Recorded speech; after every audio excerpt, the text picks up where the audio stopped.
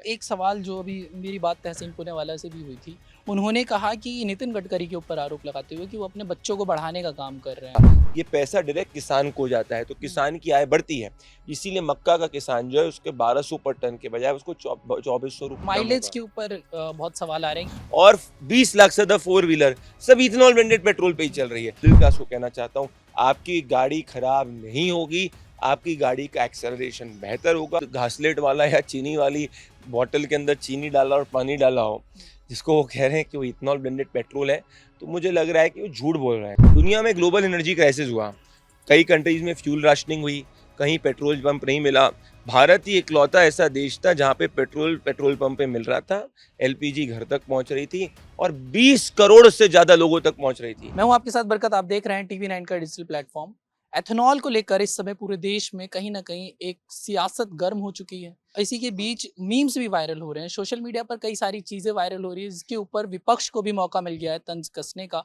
इसी मुद्दे पर बातचीत करने के लिए हमारे साथ मौजूद है बीजेपी प्रवक्ता प्रदीप भंडारी जी। सबसे पहला सवाल मेरा यही है कि E20 जब से आया है, विपक्ष कहीं ना कहीं उजागर हुआ है और सवाल कर रहा है। सरकार का कहना है कि किसानों को लेकर फायदा है। आपका पक्ष क्या कहता है? देखिए, E20 फ्यूल देश के किसान का फ्यूल है, देश के मिडिल क्लास के पक्ष का फ्यूल है। पिछले 3 साल से हर साल 20 करोड़ गाड़ियां जो सड़क पर टू व्हीलर चल रही है, 20 लाख से ज्यादा फोर व्हीलर चल रही है, वो E15, E19, E20 blended petrol से चल रही है। तो ये कोई नया काम नहीं है। तो ओवरऑल जनता इसके पक्ष में है। इसीलिए पिछले 1 साल से E20 ब्लेंडेड पेट्रोल पिछले 1 साल से जो है लागू किया गया है। कहीं जो लार्जर स्केल ऑफ दिक्कत को नहीं देखना पड़ा। दूसरी बात, कोई भी गाड़ी जब टेस्टिंग पे होती है, उसका ब्रेक टेस्ट, उसका एक्सेलरेशन टेस्ट, उसका माइलेज टेस्ट, उसका फ्यूल टेस्ट सब होता है, और ये कोई सरकार नहीं करती, ARI करता है, वो ग्लोबल स्टैंडर्ड्स के हिसाब से करता है। 1.5 करोड़ गाड़ियां मारुति ने सर्विस करी थी और चेक करा था, और मारुति नहीं बाकी तमाम ऑटो कंपनीज ने, और पाया कि E10 ब्लेंडेड गाड़ी के अंदर भी जब E20 फ्यूल डाला जाता है, जो पिछले 1 साल से चल रहा है, तो उसमें कोई बड़ा दिक्कत का सामना नहीं करना पड़ता। तो 40% कार्बन एमिशन कम होता है, एक्सीलरेशन गाड़ी की बढ़ती है। अब दूसरी इथेनॉल ब्लेंडेड पेट्रोल क्या है? देश का किसान जो मक्का, धान और शुगर के इनका किसान है, उसके जो रेसिड्यू होता है, उससे ये इथेनॉल ब्लेंडेड पेट्रोल बनता है। तो देश का 1,90,000 करोड़ पेट्रोल जो ऑयल इंपोर्ट है, वो कम होता है। मतलब कल को अगर कोई ग्लोबल एनर्जी क्राइसिस होता है, तो भारत कम विदेशी ऑयल के ऊपर डिपेंडेंट होगा। दूसरा, ये पैसा डायरेक्ट किसान को जाता है, तो किसान की आय बढ़ती है। इसीलिए मक्का का किसान जो है उसके 1200 पर टन के बजाय उसको 2400 रुपये पर टन मिल रहा है। तीसरी बात, कार्बन एमिशन कम होता है, कार्बन फुटप्रिंट जो है वो कम होता है। मतलब जब पोल्यूशन कम होगा, तो देश के मिडिल क्लास के फेफड़ों का फायदा होगा। और सिर्फ यहीं तक नहीं, ये ओवरऑल जो भी इसका विरोध कर रहा है, या तो किसी किसी को अज्ञानता है इसलिए उनको डाउट हो रहा है, परंतु दूसरी बात, या कुछ लार्जर चाइनीज लॉबी है जो नहीं चाहती कि भारत जो है वो सेल्फ सफिशिएंट एनर्जी वाइज हो, वो उसका विरोध कर रहे हैं। बट आम आदमी को मैं कहना चाहता हूँ, मिडिल क्लास को कहना चाहता हूँ, आपकी गाड़ी खराब नहीं होगी, आपकी गाड़ी का एक्सेलरेशन बेहतर होगा, कार्बन एमिशन कम माइलेज होगा। के ऊपर बहुत सवाल आ रहे हैं कि माइलेज। देखिए, माइलेज जो होता है वो total distance cover divide by आप कितना लीटर पेट्रोल की या पेट्रोल या कोई भी फ्यूल की बात कर रहे हो। तो माइलेज जो है वो कोई एक आइसोलेटेड कॉन्सेप्ट नहीं है। अगर माइलेज 3 से 6% का किसी गाड़ी में ड्रॉप हो सकता है, तो साथ में उसका एक्सेलरेशन भी बढ़ रहा है, उसका कार्बन एमिशन भी कम हो रहा है। मतलब एक व्हीकल जो मिडिल क्लास ओन करता है, जो उसकी एक इमोशनल कनेक्ट है, अगर उसकी ड्राइवेबिलिटी बेहतर होगी, उसका एक्सेलरेशन बेहतर होगा, तो ओवरऑल उसका नेट माइलेज इफेक्ट जो है वो कंप्लीटली नेगेटिव नहीं आएगा। कोई भी गाड़ी अगर ज्यादा पुरानी होती है, E20 ब्लेंडेड पेट्रोल की आप बात मत करिए, वो नेचुरल है कि उसके अंदर कुछ वेर एंड टेयर आ सकता है, परंतु इथेनॉल ब्लेंडेड पेट्रोल से गाड़ी खराब नहीं होती, उसका एक्सेलरेशन बेहतर होता है, उसका कार्बन एमिशन बेहतर होता है। और पिछले 3 साल में हर साल चल रही 20 करोड़ टू व्हीलर, 3 साल से बात कर रहा हूं, और 20 लाख से ज्यादा फोर व्हीलर सब इथेनॉल ब्लेंडेड पेट्रोल पे ही चल रही है। तो कोई नया आविष्कार नहीं है, ये देश के स्ट्रेटेजिक इंटरेस्ट में, देश के हित में। कुछ लोग अपने निजी एजेंडे से अफवाह फैला रहे हैं, पर मुझे बताइए, देश में 20 करोड़ गाड़ियां चल रही, लोगों की गाड़ियां चल रही है, अगर लोगों को दिक्कत होती तो लोग सब आके इतनी बड़ी कंप्लेन करते, पर आज फेलियर रेट 0.0001% भी नहीं है। तो हाथ जोड़कर मेरे को मेरा देश के मिडिल क्लास को कहना है, ये आपका फ्यूल है, ये देश का फ्यूल है, ये आपकी पॉकेट को बचाने का फ्यूल है, देश के किसान का फ्यूल है, आपकी अच्छा। गाड़ी को बेहतर करने का फ्यूल है। एक सवाल जो अभी मेरी बात तहसीन पूनेवाला से भी हुई थी, उन्होंने कहा कि नितिन गडकरी के ऊपर आरोप लगाते हुए कि वो अपने बच्चों को बढ़ाने का काम कर रहे हैं, देखिए बच्चों बढ़ाओ वाला देखिए वो सवाल। अपनी राजनीति चमकाने के लिए कर रहे हैं, पर जो उनके जो परिवार की कंपनी तो 2004 से ही कंपनी है। हुँ। इथेनॉल पे गवर्नमेंट ने जो ऑफटेक देना चालू किया वो तो अभी रिसेंट फिनोमेना है, तो ऐसा तो नहीं है। ओवरऑल मार्केट शेयर में देयर इज हार्डली एनीथिंग, और अगर उनको लगता है तो कोर्ट चले जाए, वरना ऐसे बेबुनियाद आरोप लगाना जनता अच्छी तरीके से जानती है। उनका या उनके किसी भी व्यक्ति का गवर्नमेंट के ऑफटेक के बाद में उस पर लेना देना नहीं, और उसका खुद वो स्पेसिफाई कर चुके हैं।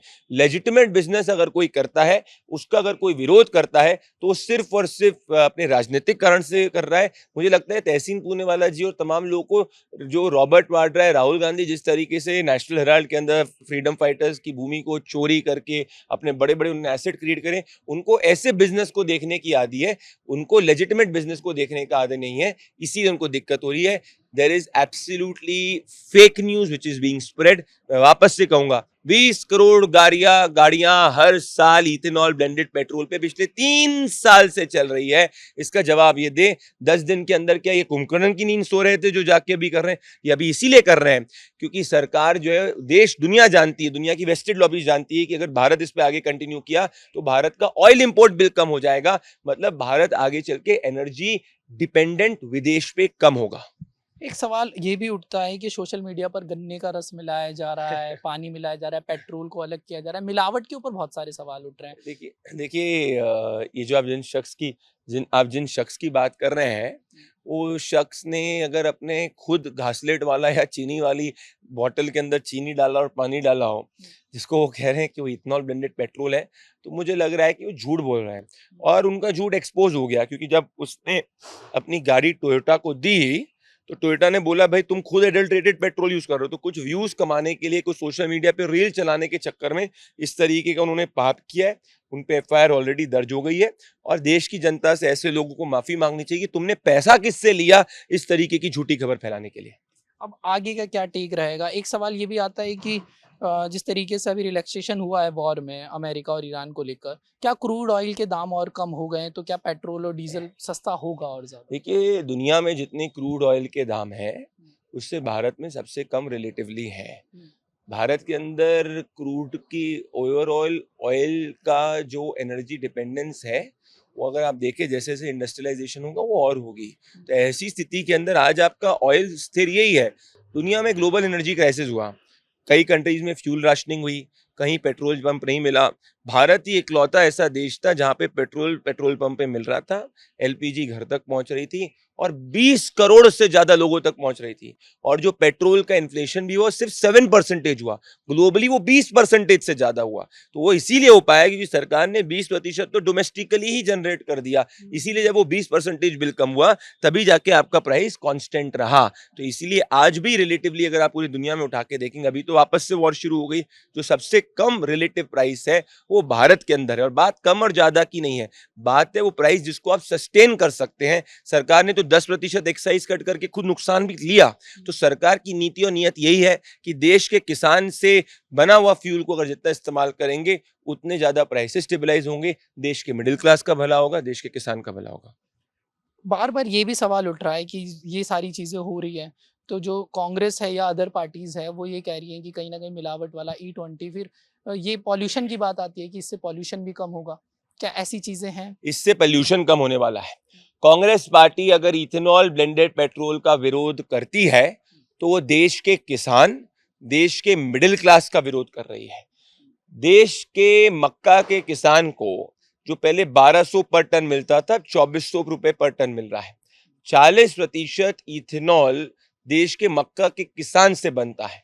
तो आज मैं कांग्रेस से कहना चाहता हूं, क्या तुम लाखों जो हमारे किसान जो मक्का का उपज करते हैं या धान की उपज करते हैं या वो शुगर केन गन्ने की उपज करते हैं, क्या आप उनका विरोध कर रहे हो? कांग्रेस पार्टी ने आज स्पष्ट कर दिया कि वो किसान विरोधी पार्टी है, इसीलिए वो इथेनॉल ब्लेंडेड पेट्रोल जिससे देश के किसान की आय बढ़ रही है उसका विरोध कर रही है। जैसा आपने देखा ई-20 पेट्रोल को लेकर प्रदीप भंडारी जी ने हमारे साथ क्या कहा और इन्होंने कांग्रेस को भी किसान विरोधी बताया।